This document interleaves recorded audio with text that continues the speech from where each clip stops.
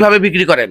এটা কেজি ভাবে বিক্রি হয় 800 টাকা মন। খুব গুরুত্ব সহকারে দেখতে পাচ্ছি যে এখানে এক দাদা কারেন্ট জালের কাঠি তৈরি করতেছে।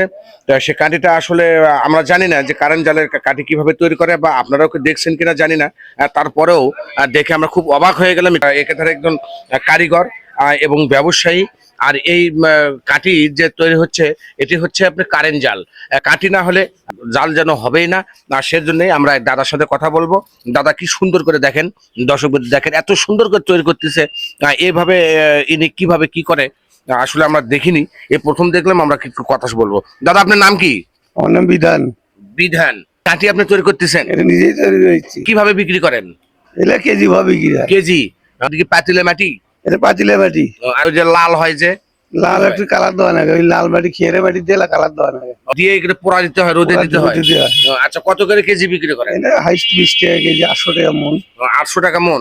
তারপরেও তো খুব সুন্দর, তাই না? কাঠি যেন না হলে যেন জালি হবে না, তাই না? তা আপনি কতদিন থেকে করেন এগুলো ব্যবসা? না এটা দুই বছর হচ্ছে। 2 বছর থেকে। ধন্যবাদ। দর্শক বিন্দু দেখেন যে আমার এক দাদা কিভাবে, বিধান দাদা না, বিধান দাদা উনি কাঠি তৈরি করছেন। আর এই কাঠিটা কিন্তু আসলেই ওই যে বললাম যে একটা মাছ মানে ধরার একটা যন্ত্রতে, ওটা কারেন্ট জাল বলে থাকে। আপনারাও দেখবেন, আমাদের কমেন্টে জানাবেন। যদি আপনাদের ভালো লাগে অবশ্যই অবশ্যই বেশি করে শেয়ার করবেন এবং অন্যকে দেখার আপনারা সুযোগ করে দিবেন।